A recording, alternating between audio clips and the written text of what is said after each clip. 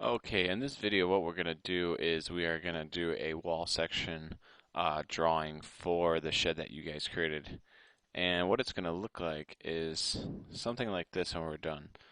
The wall section shows a cutout of the wall and what it's made out of. It's going to show how we are connected down to our slab that we created, how the house is framed out, what the layers of the wall are, along with the roof we created, with the pitches, and so forth. So to do this, what we're going to do is come to our first floor plan, which is a section view of the house looking down on it. A wall section is a section view looking into the wall.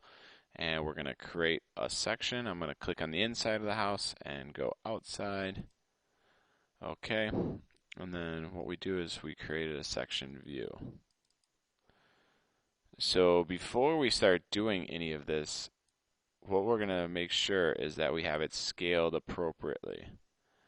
And we could turn off our crop region, but we're going to go down to our sheet.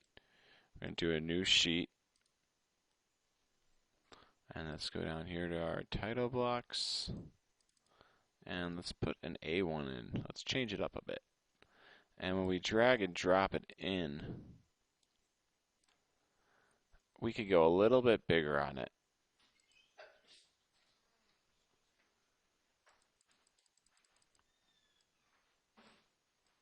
Could we do 3/4?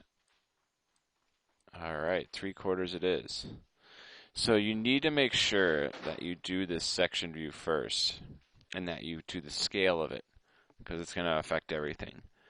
And before we start, what we have to do is we have to get our house to look a certain way.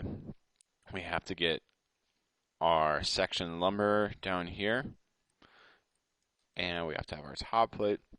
And the hardest thing we have to do is to get our roof trusses to look correct. Because right now, it's not framed correctly. And think about how your shed was created when you built it. You had your trusses going across. So to do this, what we're going to do is first we're going to lower this roof down because this point should be sitting right on top of this line. So let's just click on the roof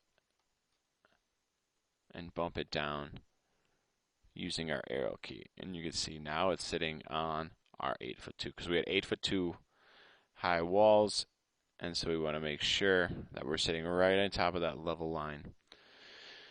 And the next thing we're going to do is come to the Annotate tab, and we're going to go to Region. Alright, we're in the Annotate tab, we're going to Region, and we're going to do Masking Region. What we need to do is basically put a little cover up over this to kind of make it appear like it is a roof truss. So we have to hide this line. So all we're going to do is click on the corner, go a little bit to the left, go up to our roof truss, and then down to the line we created. Essentially, we just made a region. We hit the green check. See how it covers that line we made? And we could even take this and pull it farther. Alright, let's have it go. Alright, now we have our 2x4 that runs across right here. So all we're going to do is we're going to go to the detail line. Let's create just a line floating above like this. And then we're going to click on the line. We're going to click Align, click our level, and then click the line, and let's lock it. And here's our line. Let's take it now and drag the grip and slide it there. Alright, so we just made a line that was aligned to our level. That's the bottom of our 2x4 for our truss. The next thing we're going to do is we're going to go back to that Annotate detail line, and we're going to make a line above. And right now I made the line farther, but remember, our crop region is blocking off how far that line can go. The next thing we're going to do is use a dimension. Alright, I could come up here to the Express Dimension tool, or I could come to the Annotate tab and do Aligned. I click the line I created, I click here, and remember this is 3.5 inches above this. So I'm going to click on the line, click my dimension that is now temporary, 3.5 inches, check. Okay, and now I'm going to slide my line to my end.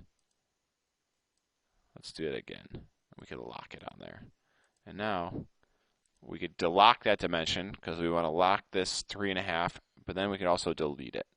And this is just telling us that even though we deleted that dimension, the lock constraint is going to still be present. So, okay.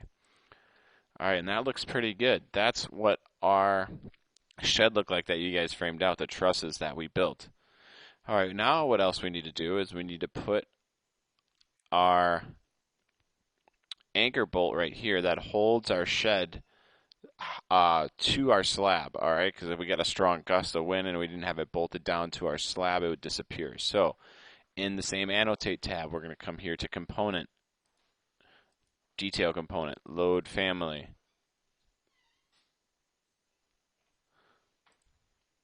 So what you need to do is come to component, load family, detail items, metals, common work results for metals, metal fastenings, and then we're going to come down to anchor bolt hook sides open. And this anchor bolt is way too big, so we're going to go down to 5/8. And that's what we're going to drop in. Remember, spacebar will flip it, but we actually need it flipped the other way. So let's just drop it right here.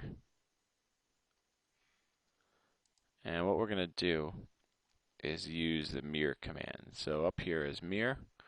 I'm going to click mirrors, select a line, escape. Now it has 2 of them, so let's just delete the other one. We could use the align. Let's get to wall center lines. Center of core, there we go. Like that, and then we'll also align, change it to faces.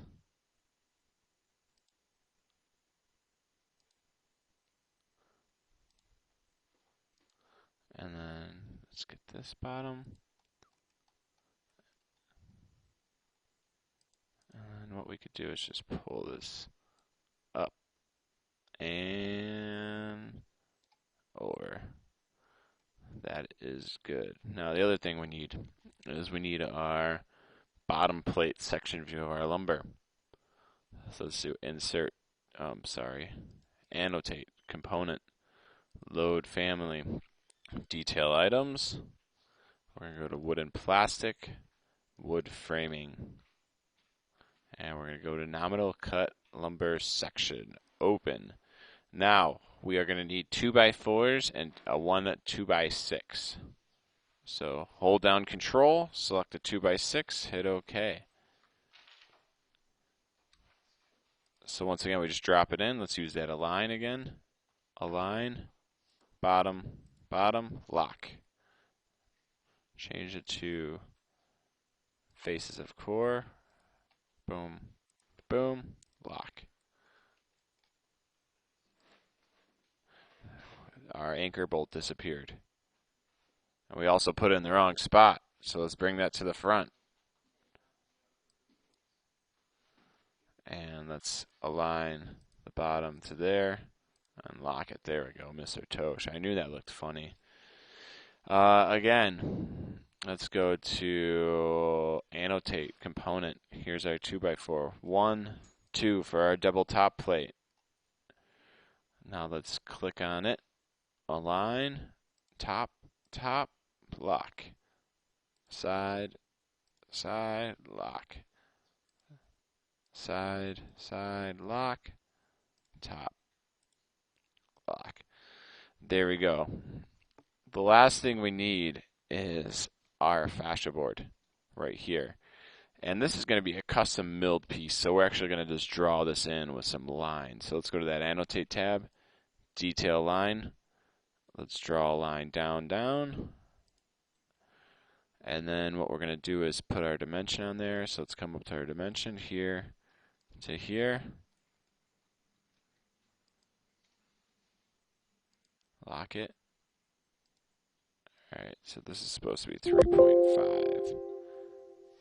Oh, wasn't supposed to lock it yet. 3.5 inches.